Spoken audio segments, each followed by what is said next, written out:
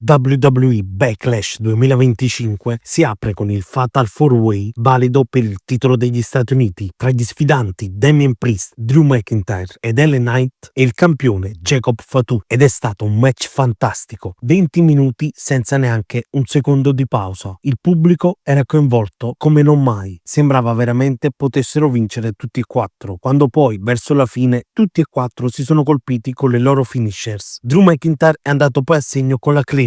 L'arbitro ha quasi contato il 3, ma è stato tirato fuori dal ring da Damian Priest, che l'ha imbrogliato ancora una volta. I due iniziano una rissa che si sposta poi tra il pubblico e si conclude con una South of Heaven chokeslam su dei tavoli. Jacob Fatu ed LA Knight proseguono il match. Fatu viene messo sul tavolo dei commentatori. La megastar è pronta per colpirlo con il suo elbow drop dal paletto, ma arriva solo Sikoa a tirare via suo cugino. Mentre Knight tenta di aggredire solo Sikoa, ecco che tra il pubblico arriva Jeff Cobb e colpisce la megastar, servendo così la vittoria a Jacob Fatu, che mantiene il titolo degli Stati Uniti. Non vi preoccupate, Jeff Cobb non ha nessuna parentela con i samoani, ma Jacob Fatu non è sembrato assolutamente convinto di questa scelta presa da suo cugino solo Sikoa. Il match è stato grandioso, ora non ci spetta che capire come si evolverà il tutto. Il secondo match della serata è stato quello con in palio il titolo intercontinentale femminile tra la sfidante Becky Lynch e la campionessa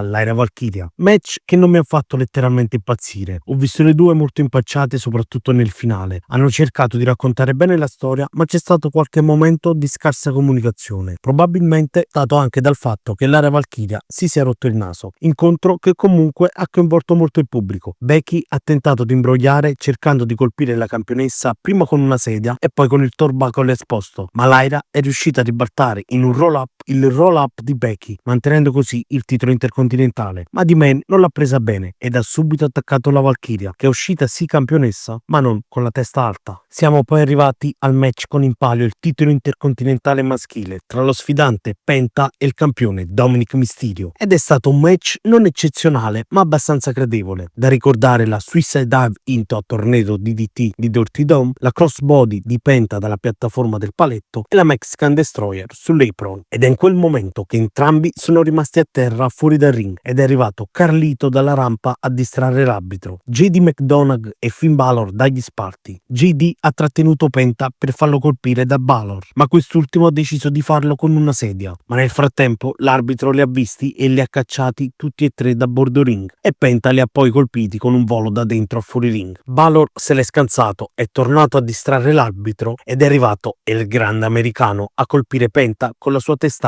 con la placchetta d'acciaio nascosta sotto la maschera, e Dominic Mysterio ha potuto così connettere la Frog Splash, mantenendo così il titolo intercontinentale. Siamo sempre più vicini allo split di Balor, ma poi vorrei anche capire che strada faranno poi prendere a Chad Gable / il grande americano. Non so, chissà. Passiamo al match tra Pat McAfee e Gunther, e mi ha sorpreso tantissimo. Devo dire che mi sono divertito. Il 95% del tempo ovviamente è stato il ring general a dominare. È stato un bel chop party, ma Pat McAfee ha fatto una gran bella figura, con il moonsault dove è riuscito a cadere all'impiedi e il successivo German suplex. Durante il match Michael Cole ha pregato più volte Gunther di farla finita schienando il povero Pat, ma il ring general ha rifiutato categoricamente di farlo, e allora Cole ha deciso di intervenire, ma è stato trascinato dal ring general sul ring ed è stato quasi fatto vittima della powerbomb, ma Pat è riuscito a fermarlo e Michael Cole ha anche provato a trattenere Gunther per le gambe, dando modo a McAfee di schienarlo, ma il ring general non si è di certo fatto fregare ed ha imprigionato Pat McAfee nella Real Naked Choke, facendolo svenire e vincendo questo match. E dopo il match ha riconosciuto la tenacia e la passione messa dal telecronista, inchinandosi metaforicamente dinanzi a lui. Questo fa comunque parte del personaggio di ring general, infatti l'ha fatto, come ricordate, anche con Randy Orton e con Cody Rhodes. Comunque fatto sta che sono stati 15 minuti che a me facevano paura, ma che mi hanno colpito in senso positivo, e da amante del ring general credo anche che questo match non abbia assolutamente fatto perdere rilevanza o status a Gunther, ma vediamo il futuro cosa gli riserverà. Siamo poi arrivati al main event, la sfida generazionale, la faida più che ventennale, il match con in palio il titolo indiscusso WWE tra lo sfidante, il padrone di casa Randy Orton, e il campione, il migliore di tutti i tempi, John Cena, ed è stato un vero capolavoro. Tutti avevamo paura perché risultava essere fuori tempo massimo, e anche perché i due in 20 anni non hanno mai regalato un bel match e invece alla soglia dei 50 anni entrambi ci hanno fatto la perla che abbiamo aspettato per l'appunto per 20 anni. Finisher party ovviamente fra RKO e Attitude Adjustment, arbitri che vanno KO e match che si trasforma in uno street fight. Randy Orton penso abbia fatto una decina di RKO e anche 2 Attitude Adjustment, una sul tavolo dei commentatori e un'altra sul tavolo classico. Ritornano sul ring e Randy va anche a segno con la sua patentata RKO, ma l'arbitro non c'era. Arriva in ritardo e il conto si ferma a 2. John Cena tenta di colpire Orton con la cintura, ma viene colpito l'arbitro. Un'altra RKO, ma senza arbitro. Ecco che arrivano Nick Aldis e tutti i dirigenti che vengono massacrati con un RKO party senza fine. Orton era poi pronto per il punt kick, ma arriva il fan numero 1 di Cena, R-Truth, a fermarlo e si becca anche lui un RKO, ma Cena è riuscito ad approfittarne colpendo Orton con un low blow e successivamente, proprio come a WrestleMania, colpisce la vipera con la cintura e si porta questa vittoria a casa, mantenendo così il titolo WWE. E subito dopo il match John chiede di fermare la sua team song e dice che non ha bisogno di musica, ha bisogno della competizione e non ha neanche bisogno di noi, perché resterà lui l'ultimo vero campione. È stato un match incredibile, ovviamente con le solite lacune storiche che anche in questo PL ci sono. Travis Scott perché non è interferito, visto che John era in difficoltà, non aveva dichiarato di lavorare full time con la WWE, anche R-Truth è stato assoldato da The Rock, anche se questa diciamo ha un'altra risposta, perché R-Truth è il fan numero 1 di John Cena. A tutte queste domande noi ovviamente aspettiamo delle risposte, ma fatto sta che Backlash 2025 è stato un capolavoro assurdo. Mi sono divertito come non mai e penso si candidi automaticamente a PL dell'anno, a mani bassissime. Fatal 4-Way impeccabile, match per i titoli intercontinentali molto divertenti, Pat McAfee contro Gunther anche lui divertente e main event capolavoro che ricorderemo probabilmente per i prossimi 20 anni. Io ragazzi voglio ovviamente sapere anche la vostra nei commenti e vi raccomando di lasciare un like e un commento, di seguirmi su Instagram e TikTok e di iscrivervi qui su YouTube. Noi ci vediamo in un prossimo video, ciao ragazzi!